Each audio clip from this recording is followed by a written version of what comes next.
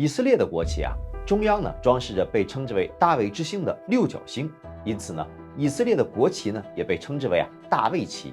据说以色列人的英雄大卫的盾牌上就刻有这个符号，象征着神的守护和智慧的引领。圣经以西结书中的预言讲到，在以色列复兴后，大卫必做他们的王，直到永远。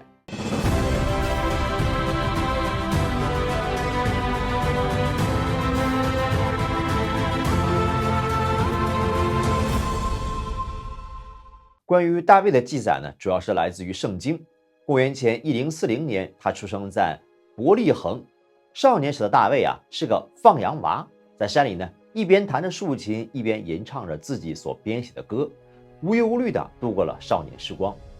在广阔的蓝天之下，他放牧、思考，甚至呢还学会了写诗。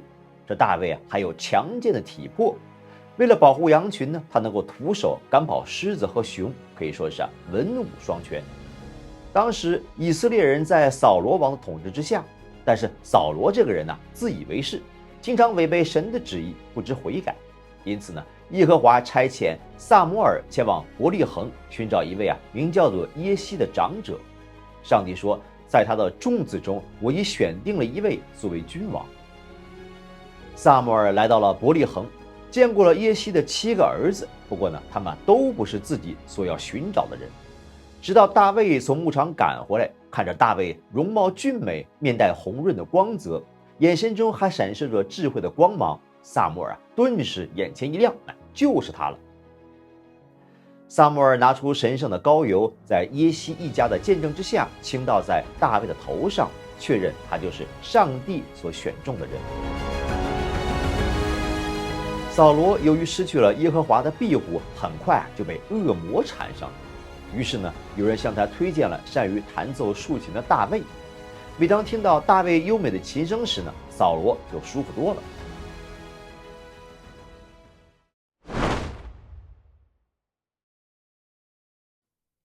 因为要照看父亲的羊群，大卫有时要离开扫罗，回到了伯利恒。当时以色列和非利士的军队呢正在边境对峙。这非利士人中呢，有一个叫做歌利亚的巨人，一连叫骂了40天挑战以色列人，与他来个1对1的对决。面对如此的挑衅，以色列这边竟无一个人敢站出来应战。这恐惧像瘟疫一般在军中不断的蔓延着。就连勇猛的扫罗也是心惊胆战，一筹莫展，只好悬赏巨额奖金和嫁女呢，找人应战。这时大卫来到战场上给3个哥哥送饭，恰好呢听到了歌利亚的挑衅。只见他从口袋里掏出了一个弹弓，弯腰呢从地上捡起了5颗石头子儿，然后就在双方军人惊讶的目光之下，大踏步地走向了战场。要知道，当时的他年仅12岁。歌利亚面露狰狞，蔑视地喊道：“我要将你的肉扔给天空中的飞鸟和田野里的走兽吃。”大卫呢，却义正言辞地回答道：“你是靠着刀枪来攻击我，我是靠着万军之耶和华的名来讨伐你。今日耶和华必将你交在我的手里，我必杀你，斩你的头。”歌利亚站起身来，大踏步地朝着大卫跑来。这巨大的身影如同一座高山。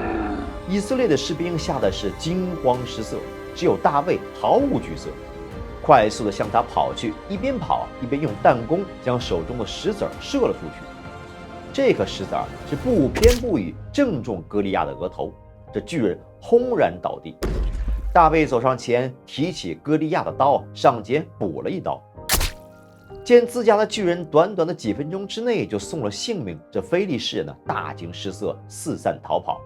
最终呢，以色列人是大获全胜，而大卫的名字迅速传遍了全国。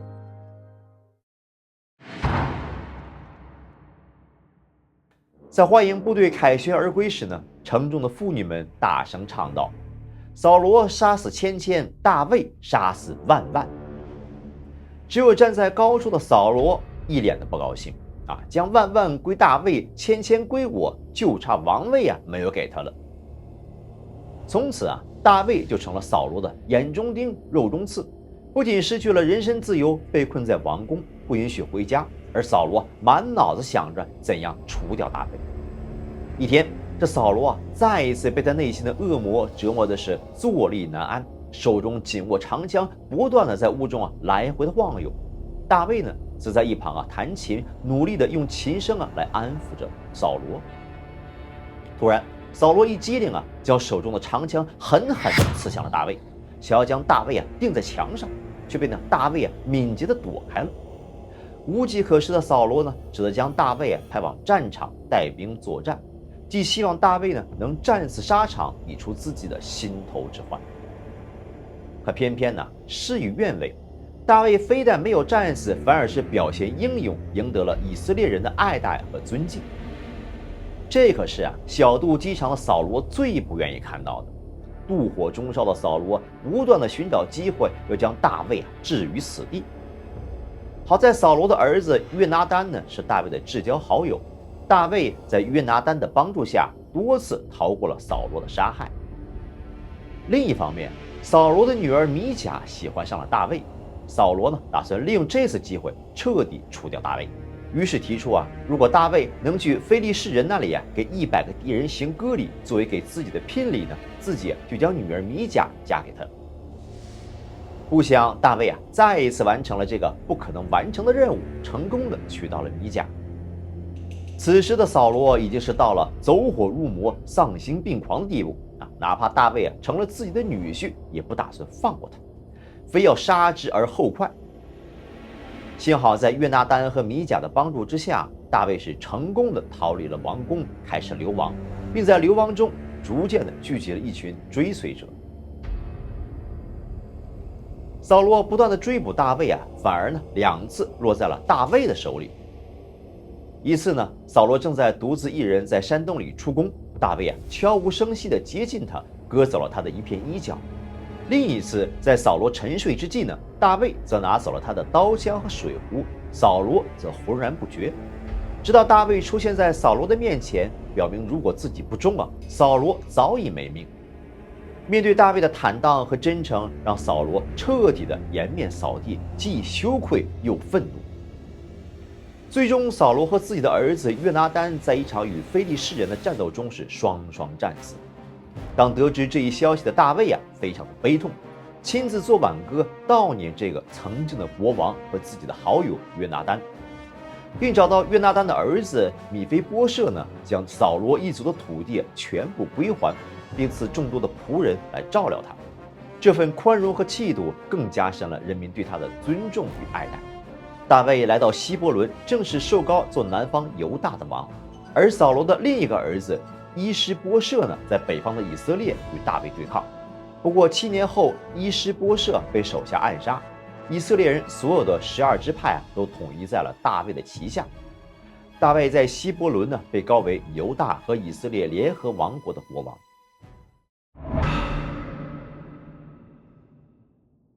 在大卫的领导下，以色列人不仅赶走了侵略者，还开疆扩土。大约在公元前1000年，他们攻下了一个军事要塞，改名为耶路撒冷，意为和平之城，并把它呢立为了国都。大卫将神圣的约柜带进耶路撒冷，使这座城市呢成为了以色列精神信仰的中心。当约柜进入耶路撒冷时呢，米甲从窗户里观望，看见大卫正在约柜前欢快的热舞，心中就升起了轻蔑。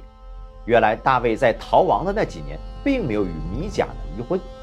不过扫罗呢，却将米甲又改嫁他人。后来大卫登基后呢，将米甲接到了自己的王宫做王后。这本是对原配妻子的不离不弃，但在米甲看来却是大卫强行拆散了自己。再加上呢，他对上帝并非虔诚。此时见大卫在约柜前欢快的热舞，不小心将自己的身体暴露在女仆面前，于是呢，心中便升起了轻蔑。当大卫回到家中，米甲出来迎接，满脸讽刺道：“就像个下贱之人，随随便便就露出身体，可真是荣耀了。”大卫呢，则对米甲说：“耶和华已拣选我，废了你父和你父亲的全家，立我做以色列的王。所以我必在耶和华面前跳舞，我也必会更加谦卑，把自己看得更加卑微。你所说的那些个女仆，她们倒要尊敬我。从此呢，大卫就不再亲近米甲。大卫还梦想着为上帝建造一座辉煌的圣殿，并做了许多的准备。最终，这个梦想呢，由他的儿子所罗门完成了。大卫对上帝极其的虔诚，有诸多的美德，可是呢，却有一个巨大的污点，那就是夺人之妻。有一天，大卫在王宫瞥见了一位正在沐浴的美丽女子拔示巴，大卫便不由自主地坠入情网，无法自拔。即使知道拔示巴呢是有夫之妇，仍与他私通。结果呢，拔示巴怀上了大卫的孩子。为了掩盖这一事实呢，大卫只好将拔示巴的丈夫送上前线，并指示部下确保拔示巴的丈夫在战斗中必须阵亡。随后呢，大卫便娶了拔示巴为妻，两个人呢还生下了一个儿子。这一行为激怒了耶和华。耶和华派遣先知拿单前去见大卫。拿单来到大卫面前，先讲了一个故事。城中住着一位妇人，家里面是牛羊成群。这城中呢还有一位穷人，家中只有一只羔羊，他把这只羔羊当作家人般疼爱。一天呢，妇人家中来了客人，他不舍得宰杀自己的牛羊来款待客人，反而抢了穷人唯一的羔羊做成了下酒菜。话音未落，大卫便愤怒地喊道：这个妇人应当被处死，还要赔偿穷人4倍羔羊的价格。没想到拿单说道：这个故事中的妇人就是你呀！耶和华赐予了你无数的恩惠，你却无视神，做出了恶行。因此耶和华宣告：我必从你家中兴起祸患攻击你，我必在你的眼前把你的嫔妃赐给别人，他在日光之下就与他们同寝，你在暗中行这事，我却要在以色列众人面前日光之下报应你。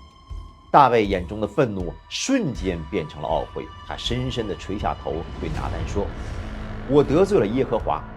拿单说：耶和华已经赦免了你的罪，你必不至于死。虽然死罪可免，活罪难逃，神的惩罚紧随其后。大卫与拔示巴所生的孩子不久之后便夭折了。大卫深知这是耶和华对自己的惩处。耶和华对大卫的惩罚还包括了儿子的背叛。在大卫众多的孩子中有一位最英俊的儿子呢，名字叫做押沙龙。旧约撒母耳记中记载，押沙龙没有一处瑕疵，从脚底到头顶都是完美的。他的头发也非常浓密，外貌和风度在以色列全国是非常出名的。押沙龙有一个同样美丽动人的妹妹呢，名叫做他玛。一天，他玛不幸遭到了同父异母的兄弟暗嫩的强暴。押沙龙虽然怒火中烧，但表面上却是不露声色，一直暗中寻找机会替妹妹报仇。2年之后呢，瞅准机会设下陷阱，杀死了暗嫩，为妹妹报了仇。自己则逃到了外祖父的家中藏匿了3年。随着时间流逝，大卫最终原谅了押沙龙，并允许他重返耶路撒冷。然而，随着押沙龙的到来，一场更大的阴谋就在酝酿当中。原来，这押沙龙拥有更大的野心，开始在暗中策划篡夺王位，并且赢得了一些人的支持。不久呢，押沙龙便在希伯伦掀起了一场叛乱，并自立为王。他甚至公开与大卫的嫔妃同寝，给父亲带来了极大的羞辱。然而大卫心知肚明，这一切都是上帝对他的惩罚。面对儿子的背叛，大卫既悲伤又无奈，只能忍痛派兵平息内乱。不久呢，大卫的军队在森林中取得了胜利。押沙龙是落荒而逃，却因为厚重的长发被树枝挂住，最终呢被大卫的将领发现并杀害。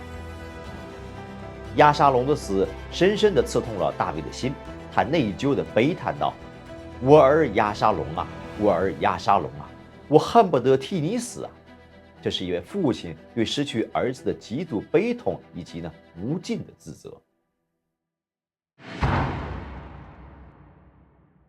大卫登基的时候30岁，在位40年，其中在希伯伦做犹大王7年6个月，在耶路撒冷做以色列和犹大王33年。大卫的统治结束于他的去世和儿子所罗门的继位。他在生命的最后时刻给予了所罗门关于治国和信仰的指导。所罗门因其智慧和公正的判断而闻名，他完成了大卫没有完成的心愿，建造了耶路撒冷的第一座圣殿——所罗门殿，带领以色列进入了空前的繁荣和和平时期。大卫的故事不仅仅是一段历史，也是有关于信仰、道德和人性弱点的教诲。作为国王和上帝的仆人，大卫有着对上帝巨大的信赖和忠诚。他不是完人，但知错能改，受到惩罚也不怨天尤人。圣经中赞美上帝的诗篇，大卫的作品占了近一半，其中充满了对神的讴歌、对未来的希望和对个人弱点的坦诚。大卫是以色列历史上最伟大的君王，还是一位卓越的战士、音乐家和诗人。虽然拥有如此多的头衔，但他最可贵之处是他对神有一颗完全敬仰和无比虔诚的心，这是历代以色列国王都无法与其相比的。在大卫去世几百年之后以色列人越来越偏离了上帝的教诲，最终导致耶路撒冷被攻陷，圣殿被毁，成为了巴比伦之囚。在几近灭绝的时候，上帝通过先知以西结给他们带来了一个预言：只要以色列人听从上帝的话，就可以枯骨复生，以色列将在净化后得以复兴，过上永远平安幸福的生活。而上帝的仆人大卫必做他们的王，直到永远。基督徒认为，上帝口中的未来王大卫实际上就是耶稣，而犹太人并不认可。他们在漫长的赎罪和进化过程中等待至今，经历过一次又一次的教训。这一次他们表现出了对神的坚贞，而大卫对他们来说应该是一种象征和榜样，也时刻提醒着上帝与他们的约定。好，感谢你的收看，我们下次节目再见。